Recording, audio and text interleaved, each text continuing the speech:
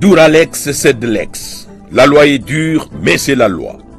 L'entreprise Hongxing, appartenant à un sujet chinois, vient d'être scellée à l'IMT pour crime économique. Ce groupe chinois fabrique et commercialise des bouteilles d'eau minérale et des jus depuis 2012 en République démocratique du Congo, sans payer le moindre droit d'accise à la douane congolaise. Pire encore, ces mafieux fabriquent clandestinement des produits pharmaceutiques consommés sur le marché congolais sans respect des normes, mettant ainsi en danger la vie des populations.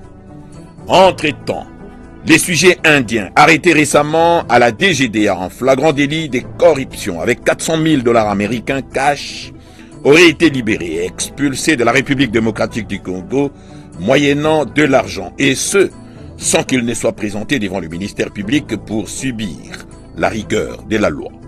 Choquées, les ONGD congolaises montent au créneau. Elles crient au scandale et projettent même des manifestations publiques contre cette libération clandestine. Ces sujets et bien d'autres vous seront développés dans cette édition des Fiscalités et Développement que vous présente la Dame des Fers, Priska Sekana Kinzozi, Nyato Baluba.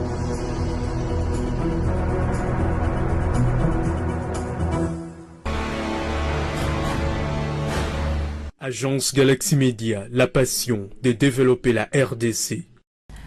Très heureuse, mesdames et messieurs, de vous retrouver dans ce numéro du magazine Fiscalité et Développement, la grand-messe des finances publiques en RDC.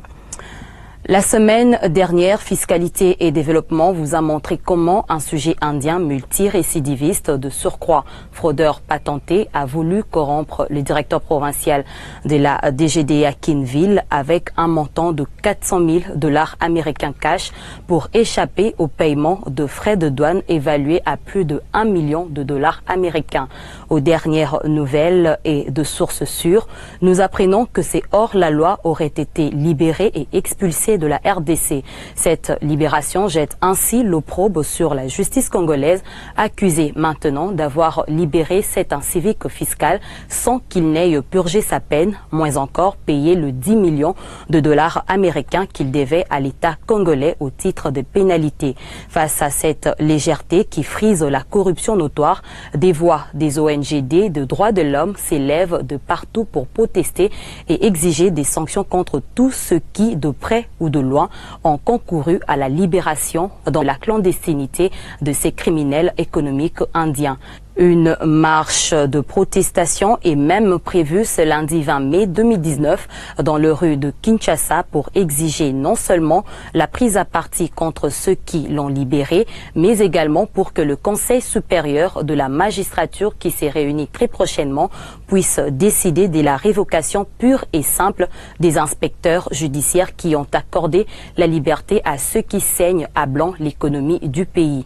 Le cas de ces sujets indiens vient conforter le chef de l'État Félix Antoine Tshisekedi Tshilombo qui veut éradiquer la corruption et la fraude sur toutes leurs formes en République démocratique du Congo, surtout que des sources concordantes renseignent que ces sujets indiens auraient payé de l'argent pour sa libération sans que les 10 montants considérés comme une amende transactionnelle ne soient versés au trésor public via la note de perception de la DGRAD et sans que le dossier ne soit même transmis au parquet devant le ministère public.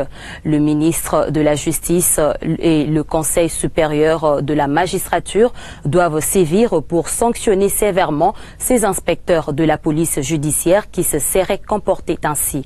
Comme si cela ne suffisait pas, voici un autre groupe chinois, cette fois-ci, qui opère en toute liberté dans la commune de Limete.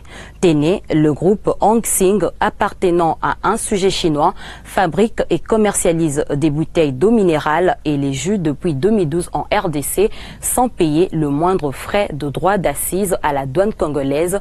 Plus grave encore, le groupe fabrique des médicaments et n'est pas connu par le service de l'État. Les douaniers de la direction provinciale DGDA Kinville ont fini par sceller cette société qui fonctionne dans l'illégalité et clandestinité totale depuis 2 lustres. Récit des faits avec Michel Wangilokwa sur les images de Fanfan Makito Doma. La société Hongxing SARL, située au numéro 11 bar B, première rue Limité, opère dans la clandestinité et l'illégalité la plus totale, ce depuis sa création en 2012. Aucun service de l'État, à l'occurrence la DGI, l'OCC, les ministères de la Santé et la DGDA, n'est présent ici. Et pourtant, la société génère des recettes considérables. Les douaniers de la direction provinciale Kiniville, dans le cadre des enquêtes de routine à la recherche des produits d'accise, ont découvert ici une usine moderne de fabrication de l'eau minérale et le jus. La direction provinciale Kinshasa-Ville a proposé à l'entreprise des pistes et solutions pour se conformer à la loi et payer les droits de l'État. Après maintes tergiversations, l'avocat de l'entreprise écrit au DG des douanes pour l'informer de leur disponibilité pour se conformer à la loi. Le numéro 1 des douanes congolaises avait d'ailleurs instruit ses services pour travailler avec le groupe Hongzing. C'est ainsi que le directeur provincial Kiniville avait résolu de déployer les douaniers pour suivre la production de la société. Les permanents de la DGDA ont été chassés quelques heures seulement, comme des malfrats par des Chinois qui sont gardés 24 heures sur 24 par des unités combattantes prêtes à tirer. Chaque fois que les douaniers descendaient sur place, c'est la bagarre qui éclatait avec les Chinois. Après une année de rappel à l'ordre, ces Chinois n'ont pas voulu obtempérer aux recommandations de la douane. Non, il n'y a pas question de causer avec patron. Ici, Congo, pas Chine. Oui, attention. Congolais, là en Chine, pas faire ça. Respectez l'État chinois. Ici, Congo, pas Chine, attention. Pas que soit appelé patron. Patron, ici, c'est l'État congolais. C'est pas chinois. C'est pourquoi le directeur provincial de la DGDA Kiniville Pacifique Ntaboué a dépêché une équipe de douaniers appuyée par les éléments de l'inspection de la police nationale congolaise ville de Kinshasa pour sceller l'entreprise et ramener les Chinois à la table de négociation. Il est 7 heures quand ces éléments de la brigade douanière et la police nationale assiègent l'immeuble abritant le groupe Hongzing SARL. Un imposant immeuble de 4 étages encore en construction. Un véritable labyrinthe à quelques mètres du boulevard Lumumba. Derrière ces rideaux métalliques, c'est la caverne d'Alibaba où tout y est. Les activités économiques sont menées sans la moindre présence de services étatiques. La société produit et commercialise des bouteilles d'eau minérale et de jus, produits dont la taxation relève du droit d'accise. Cependant, la DGDA ne reconnaît nullement l'existence de cette société faute des autorisations d'ouverture. Des machines géantes de la dernière technologie produisent 24 heures sur 24 des bouteilles d'eau marque Beni et ses jus très sollicités et prisés par les enfants. Des produits sortis fraîchement d'usine sont directement congelés ici au premier étage de l'immeuble où les températures moyennes vont jusqu'à moins 15 degrés. Au deuxième étage, ce sont ces machines qui auraient peut-être bénéficié des exonérations avant leur entrée sur le sol congolais.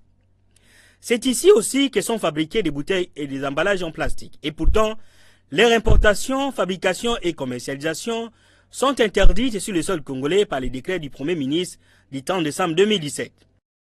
Au troisième étage, c'est une autre activité, la fabrication, les conditionnements et la vente des produits pharmaceutiques. Des sérums glucosés, voire des antibiotiques, sont fabriqués ici.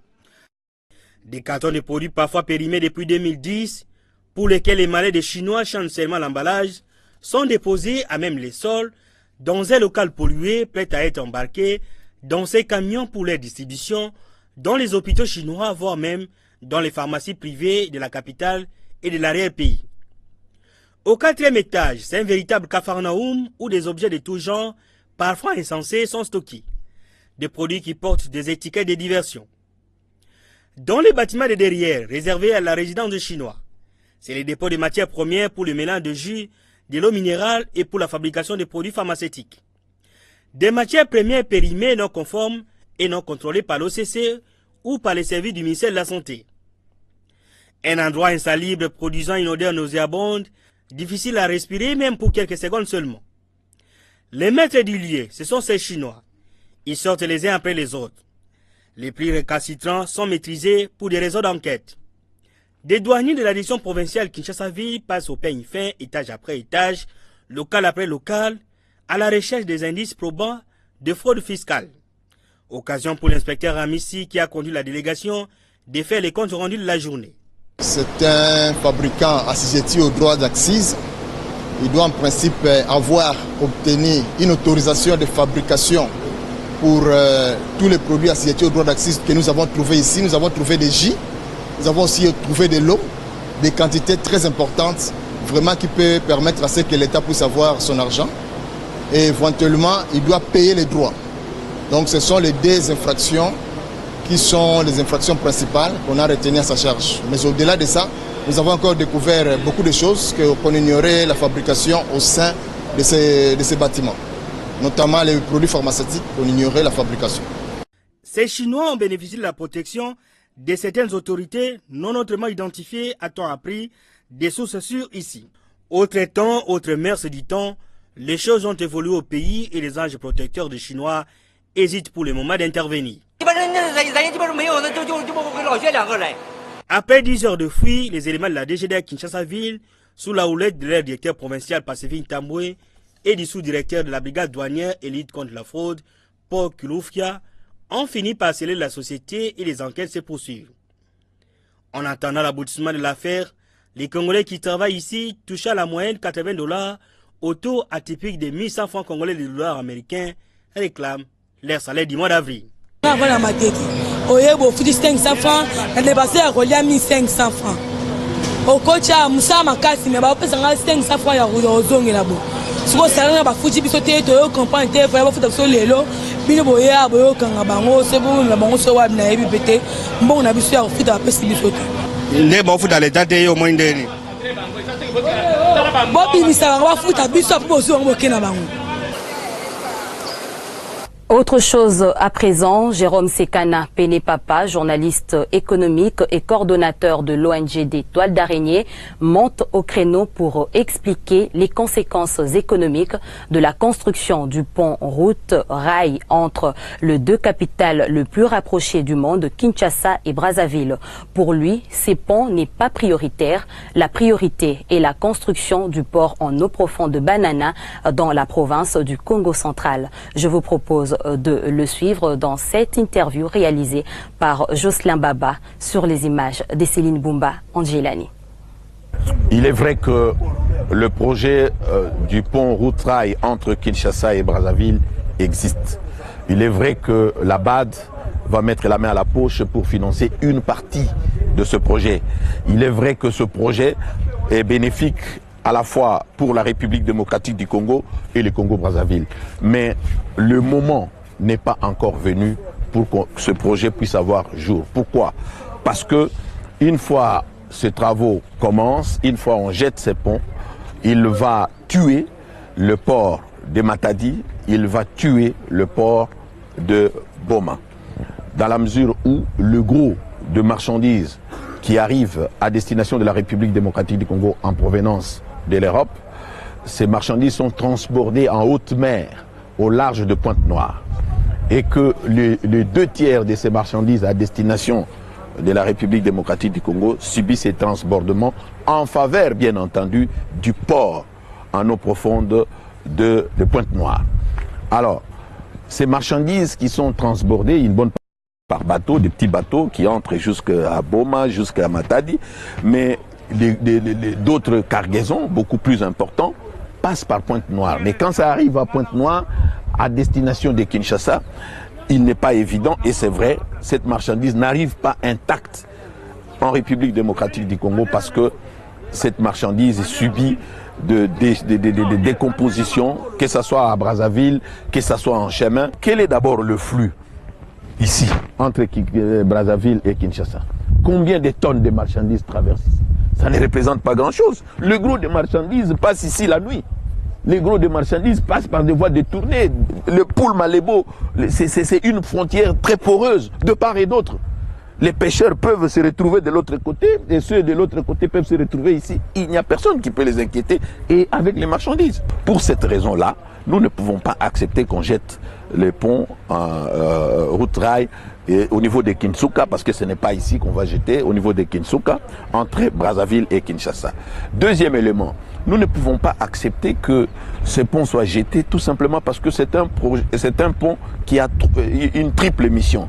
D'abord, vous avez la route qui passe au-dessus, mais vous avez le rail, et puis vous avez un barrage hydroélectrique qui doit être construit à cet endroit-là. Or, construire le barrage hydroélectrique à cet endroit va perturber les débits du courant d'eau au niveau de notre embouchure. Or, nous avons besoin de ces débits-là qui est inchangé, 40 000 mètres cubes d'eau par seconde, pour permettre la construction du Grand Inga.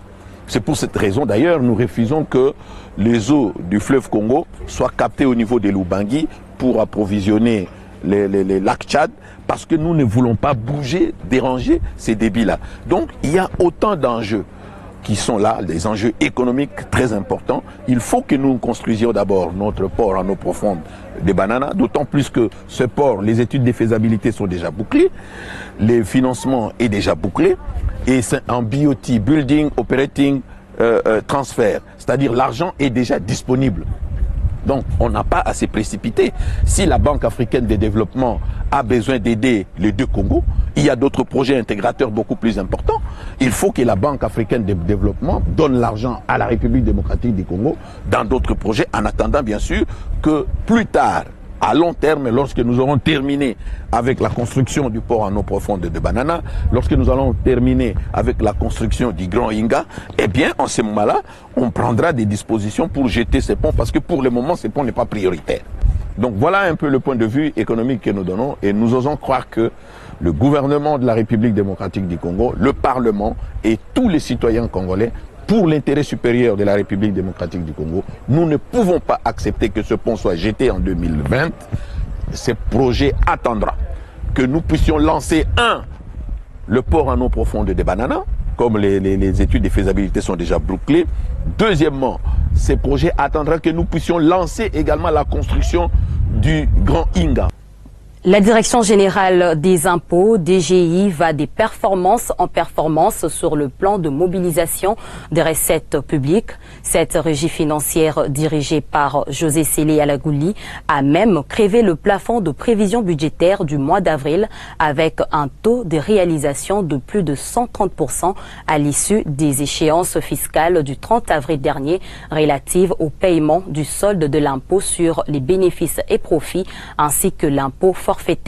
À côté de cette performance, l'administration fiscale congolaise a enrichi son patrimoine immobilier dans le but d'améliorer les conditions de travail de son personnel et d'accroître l'efficacité dans la mobilisation de ressources internes au profit de l'État congolais. Voici donc un échantillon des bâtiments acquis sous le règne Sélé Yalagouli dans ces reportages de Didi Mavambo, Nombolo Pepe sur les images d'Étienne Kumba Chuma. La Direction générale des impôts DGI se compte parmi les institutions les plus importantes du pays qui contribuent de façon considérable au budget de l'État.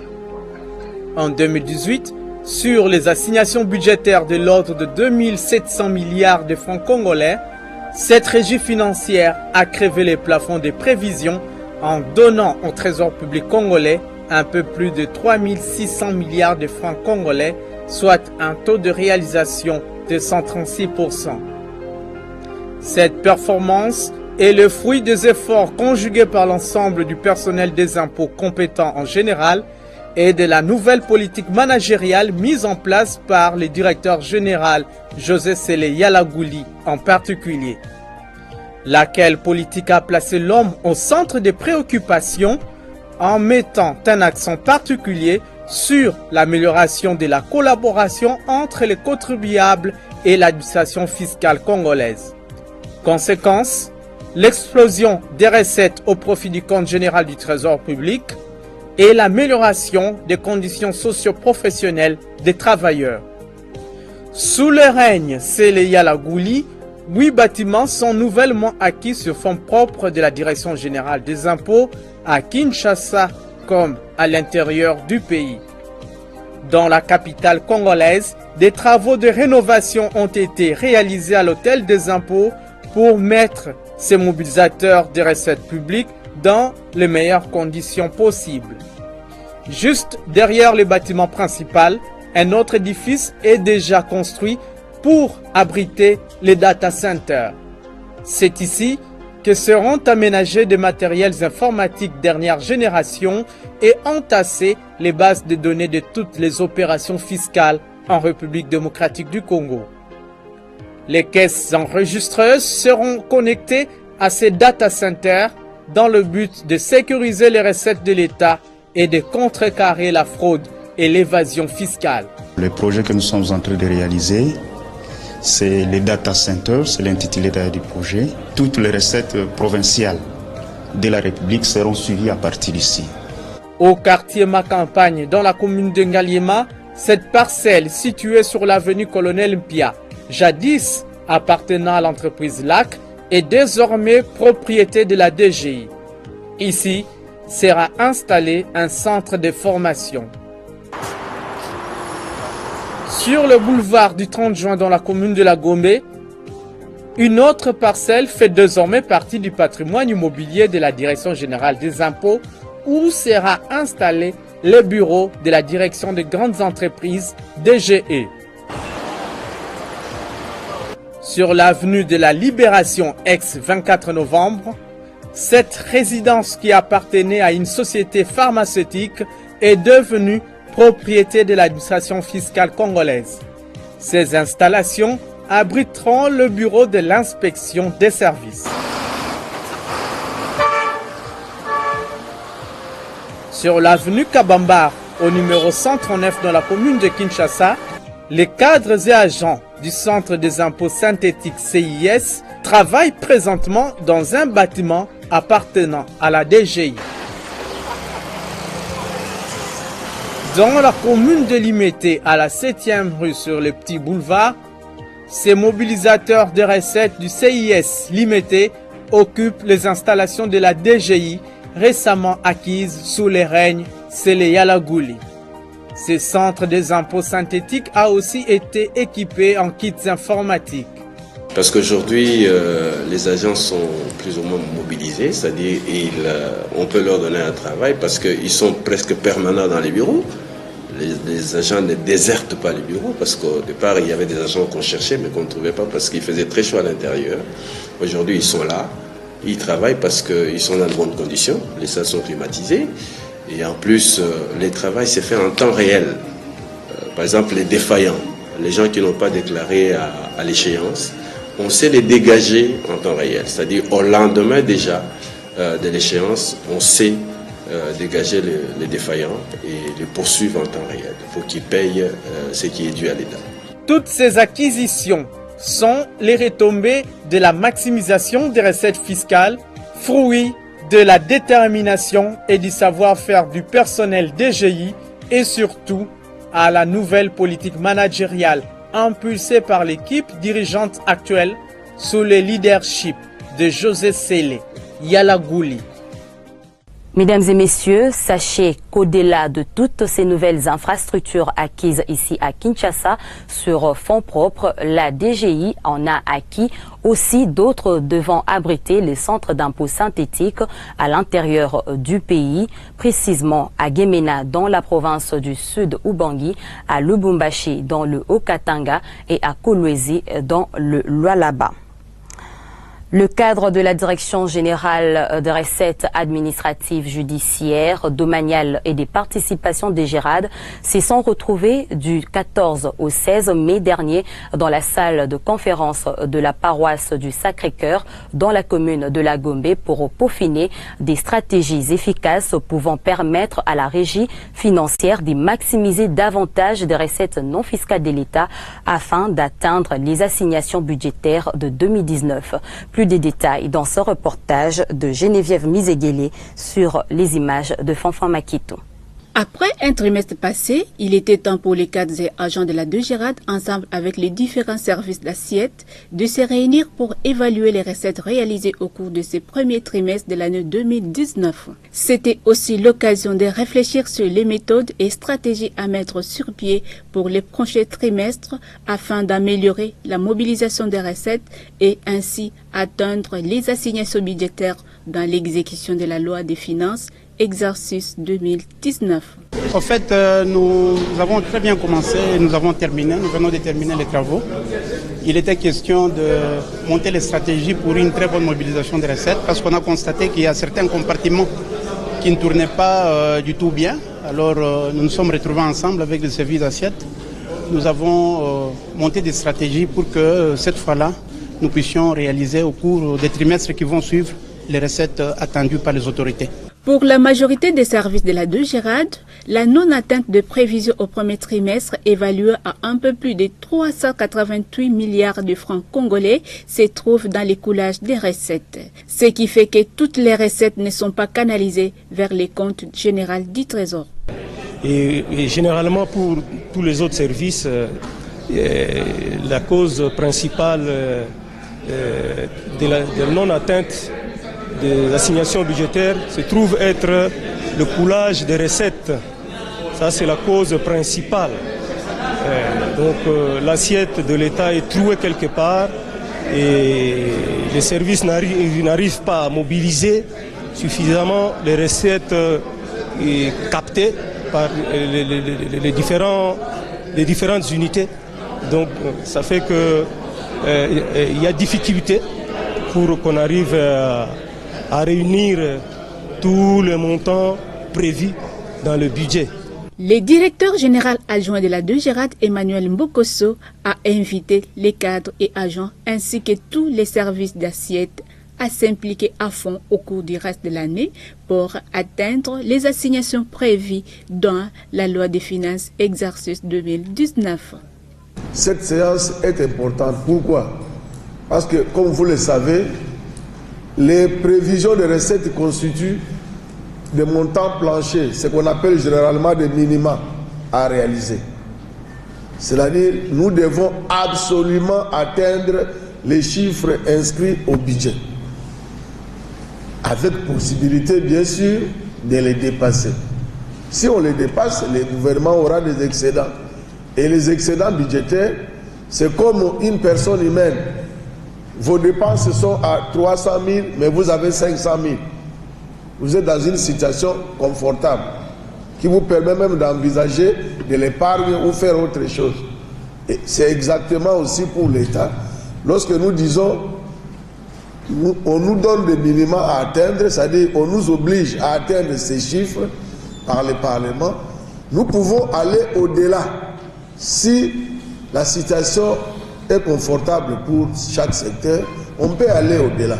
Donc, mais le minimum à faire, à réaliser, vous et nous, c'est de réaliser les montants inscrits au budget. Parmi d'autres mesures prises à l'occasion de ces assises, dans le cadre de l'encadrement et la canalisation des recettes, la DGRAD a décidé de placer ses agents à tous les points de perception des recettes en leur dotant de notes de perception pour éviter l'évasion fiscale et la perception de l'argent par les mains de personnes n'ayant pas la qualité des comptables publics.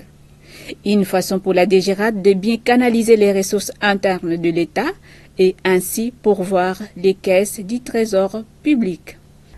Les finances publiques de la République démocratique du Congo dégagent un excédent budgétaire confortable à fin avril 2019, rapporte un communiqué de la Banque centrale du Congo publié jeudi 16 mai à l'issue de la 4e réunion ordinaire du comité de politique monétaire présidé par le gouverneur de la Banque centrale du Congo, Deogracias Mutombo Mwanyanyembo, selon nos confrères du journal en ligne DeskEco.com. La balance du compte général du Trésor a dégagé au mois d'avril un solde excédentaire de 307,6 milliards de francs congolais contre un excédent programmé de 41,6 milliards. Les recettes mobilisées se sont établies à 1037,9 milliards de francs congolais alors que les dépenses effectuées se sont chiffrées à 703,3 milliards. En cumul annuel, la situation financière de l'État renseigne un excédent de 284,7 milliards de francs congolais. Le mois d'avril constitue une importante échéance fiscale en RDC, ce qui justifie cet excédent budgétaire. La Banque centrale du Congo a également publié les chiffres des réserves de change de la République démocratique du Congo. Elles ont dépassé le cap de 1,1 milliard de dollars américains à fin avril 2019. Au 6 mai 2019, elles ont atteint 1,13 milliard de dollars américains correspondant à 4 semaines et 3 jours d'importation de biens et services sur ressources propres, note le communiqué de l'Institut d'émission. Le fonds de promotion de l'industrie FPI et la firme israélienne LR Group viennent de signer une convention de collaboration pour la réhabilitation et la modernisation du Daipen Lukelenge à Mbuji-Mayi pour un montant de 5 025 000 $ américains. LR Group s'engage à produire et vendre de poulet de chair, des œufs, des légumes, du maïs et du soja. Et ce, 100 jours à dater de la signature de la convention intervenue le 16 mai 2019 au siège du FPI. Michel Wangui et Fanfan Makito. La firme israélienne LR Group produit chaque année plusieurs tonnes de poulet, des œufs et des légumes au Daipen Tsele depuis 5 ans. Dans le cadre du programme d'urgence du chef de l'État dans son volet autosuffisance alimentaire, sur le financement du FPI, LR Group s'engage à la réhabilitation, la modernisation et le développement du Daipen Lukelenge à Mbuji-Mayi pour fournir une source de nourriture stable aux habitants de la région et réduire des importations coûteuses dans cette partie du pays très enclavée. Les unités de production réhabilitées et modernisées produiront jusqu'à 240 000 kg de poulet et 5 millions d'œufs par an, sans compter les grandes cultures comme le maïs et le soja, pour un financement de 5 25 000 $ américains. La signature de la convention de financement est intervenue entre le DG du FPI, Patrice Kitebi, et Joseph Haïm Arok du LR Group. Occasion pour le patron du FPI d'exhorter les responsables de la firme israélienne de tout faire pour offrir des poulets de chair et des légumes de bonne qualité à la population du Kasaï. Nous espérons que ce premier programme va être réalisé dans les meilleures conditions de délai et d'efficacité pour répondre aux attentes à la fois des autorités politiques, particulièrement de son Excellence Monsieur le Président de la République, mais également aux attentes de la population de Mbuji-Mayi naturellement. Et nous comptons évidemment sur le savoir-faire et la grande technicité de LR Group pour que ce projet soit conduit de main de maître et que dans les 100 jours déjà, au moins nous puissions avoir les poulets de chair mis sur les marchés. Et nous, de notre côté, nous allons nous engager à mettre à disposition l'ensemble des ressources et obtenir toutes les autorisations requises pour que ce projet devienne une réalité tangible. Message capté 565 par Joseph Haïm Arok. Of His Excellency the President, and to supply the chicken as we agree, chicken and eggs according to the program. Notre volonté de remplir cette mission qui nous a été donnée par son Excellence le Président de la République, et de pouvoir produire les premiers poulets et les premiers œufs en 100 jours. Dans 100 jours, à compter de cette signature intervenue le 16 mai 2019, Daipen Lukelenge va offrir ses premiers poulets de chair aux populations de Mbuji-Mayi et ses environs. Restons toujours au fonds de promotion de l'industrie où son directeur général Patrice Kitebi Kibol Mvoul et celui de l'office de gestion et du fret multimodal OGFREM Patient Saïba ont signé mardi 13 mai un protocole d'accord de collaboration portant sur la mise à la disposition du FPI les données nécessaires de la fiche électronique des renseignements à l'importation ferry. L'objectif étant de donner à l'État le moyen de sa politique à travers la taxe de promotion de l'industrie à l'importation. Patience Vumilia Bokole.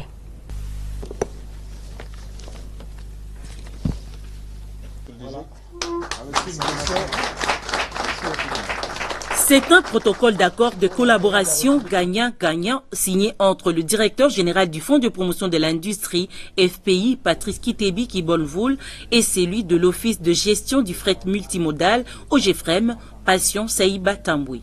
Ces deux institutions publiques qui opèrent au cordon du commerce extérieur veulent être de vecteurs d'accroissement des recettes pour les comptes généraux du Trésor public.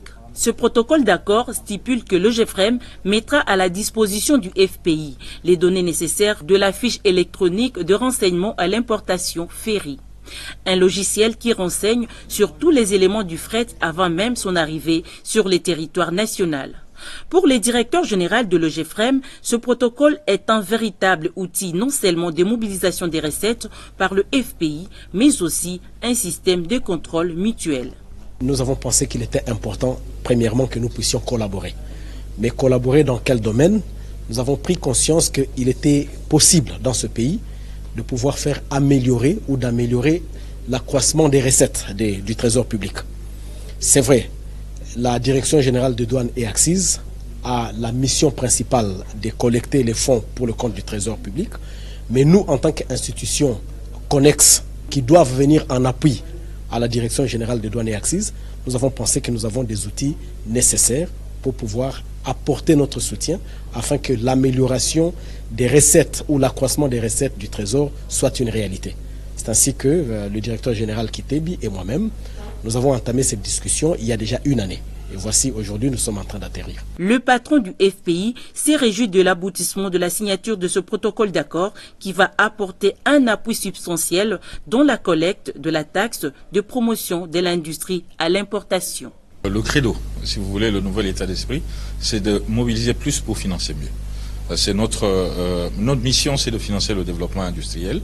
Et nous pensons qu'avec cet accord de partenariat, nous en avons un déjà avec la douane, qui a permis de faire des progrès substantiels en matière de collecte de recettes de la TPI à l'importation.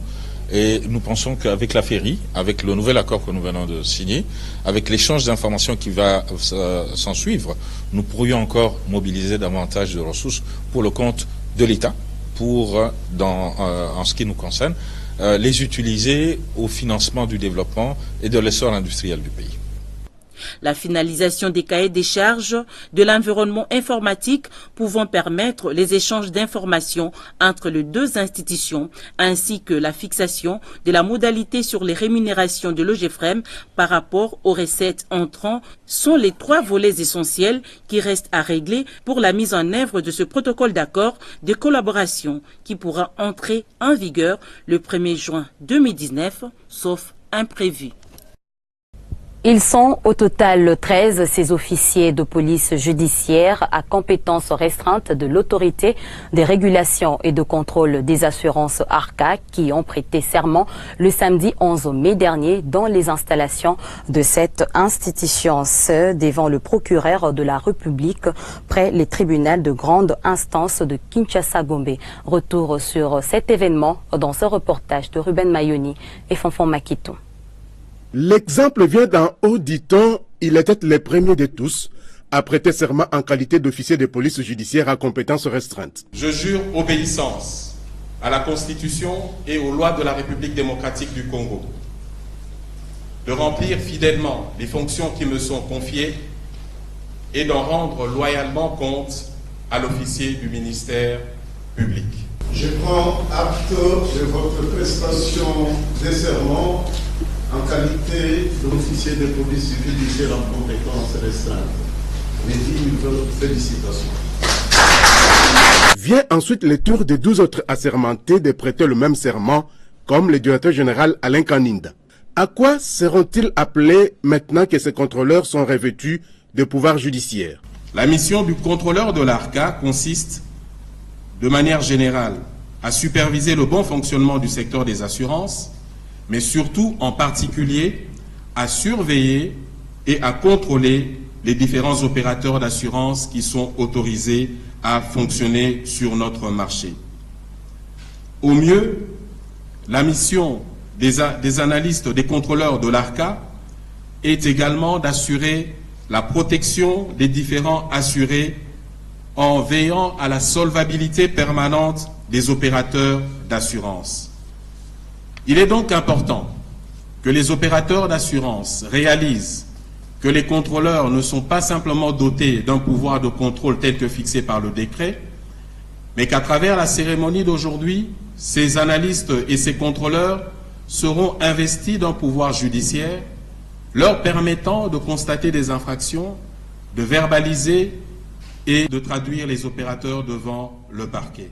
Après avoir rappelé les 3 volets du processus de libéralisation du secteur des assurances en RDC, le patron de l'ARCA s'est adressé à ses collègues officiers de police judiciaire. Chers collègues, nous pensons que vous mesurez le poids des responsabilités qui sont les vôtres, car il est important de lever toute équivoque. Le statut d'officier de police judiciaire n'est pas un privilège, mais c'est une responsabilité.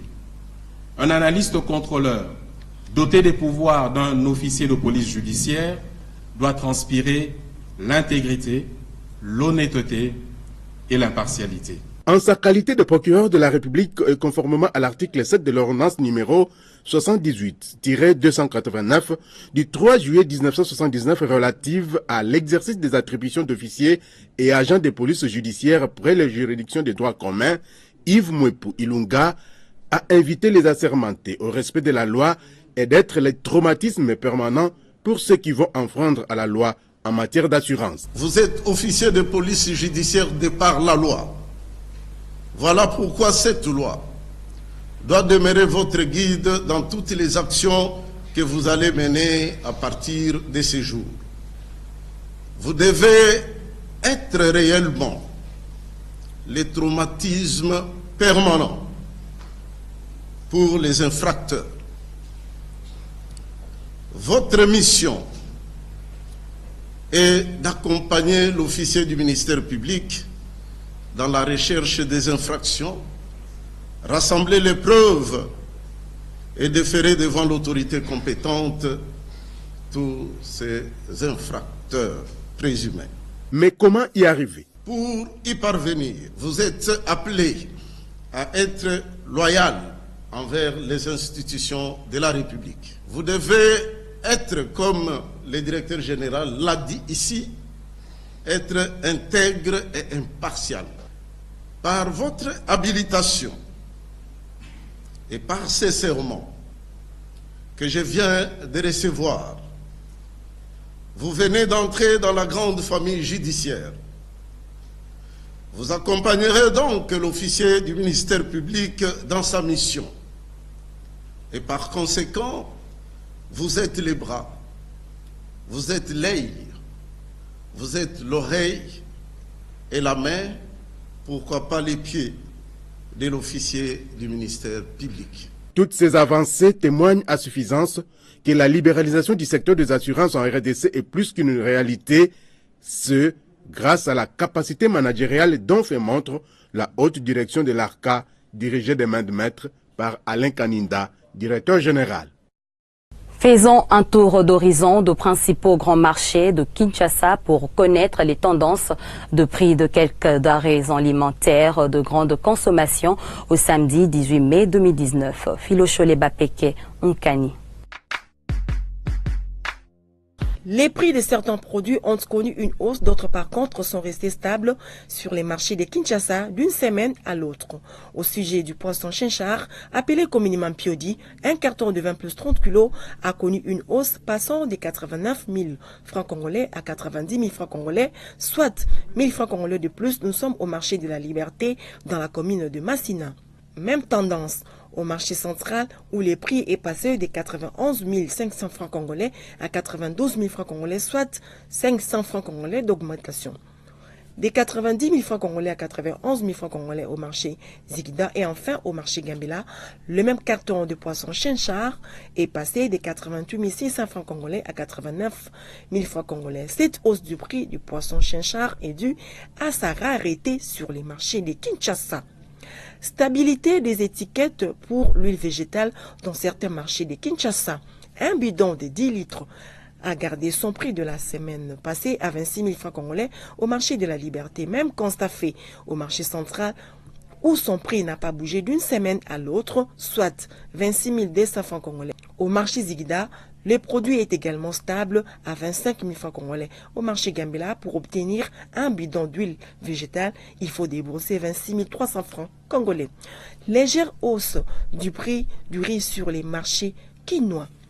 Un sac de riz de 25 kg qui coûtait 33 200 francs congolais il y a de cela une semaine, se vend actuellement à 33 400 francs congolais, soit 200 francs congolais d'augmentation au marché de la Liberté. Au marché central, ces produits est passé de 33 600 francs congolais à 33 360 francs congolais. Légère baisse également au marché Zigida où le produit est passé de 33 000 francs congolais à 32 800 francs congolais, soit 200 francs congolais de moins. Au marché Gambela, il coûte 33 000 francs congolais. Cette baisse du prix du riz est due à son abondance sur les marchés. Du côté produits secs, les prix d'un écolo des maniocs en provenance de province du Kwilu et du Congo central connaissent une stabilité sur les marchés de Kinshasa. Ils se négocient respectivement à 1000 francs congolais au marché de la Liberté, à 1200 francs congolais au marché central, à 1000 francs congolais au marché Zigida et à 900 francs congolais au marché Gambela. Bouclons ce tour d'horizon des prix avec le sucre. Un sachet du sucre de 5 kg a coûté 6300 francs congolais alors qu'il s'est vendu à 6200 francs congolais une semaine auparavant. Nous sommes au marché de la Liberté dans la commune de Massina. Stabilité par contre au marché central où les produits ont maintenu son prix de la semaine dernière à 6500 francs congolais. Même constat fait au marché Zigida où les produits n'ont pas bougé d'une semaine à l'autre à 6400 francs congolais et légère hausse au marché Gambela où le même sachet de 5 kg est passé de 6100 francs congolais à 6300 francs congolais, soit 200 francs congolais de plus. Voilà donc les tendances de prix de quelques denrées alimentaires collectées du lundi 13 au samedi 18 mai 2019 sur les marchés de Kinshasa, la capitale de la RDC. Merci.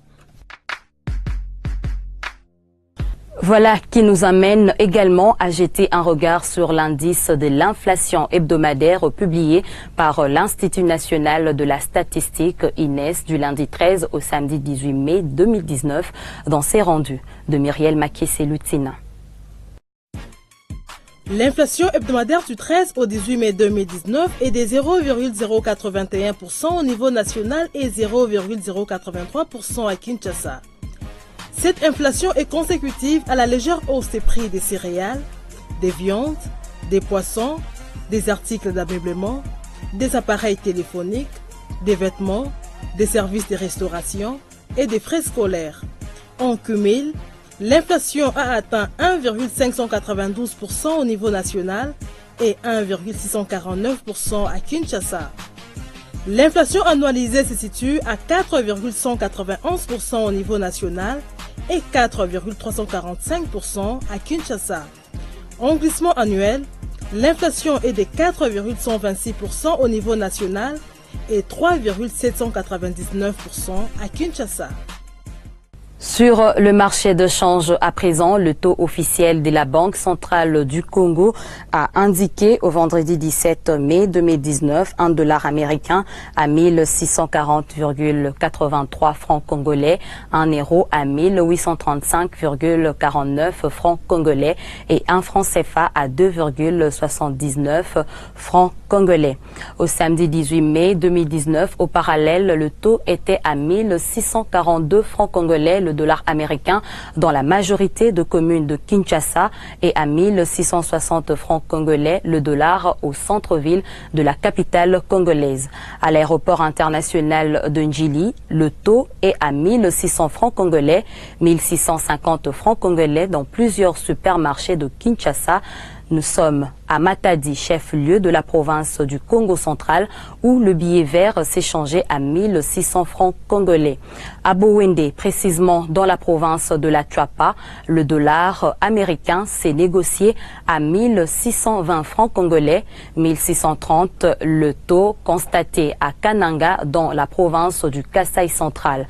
À Kolwezi, dans la province du Lualaba, la monnaie américaine a valu 1635 francs congolais. À Kisangani, dans la province de la Chopo, le taux était à 1640 francs congolais.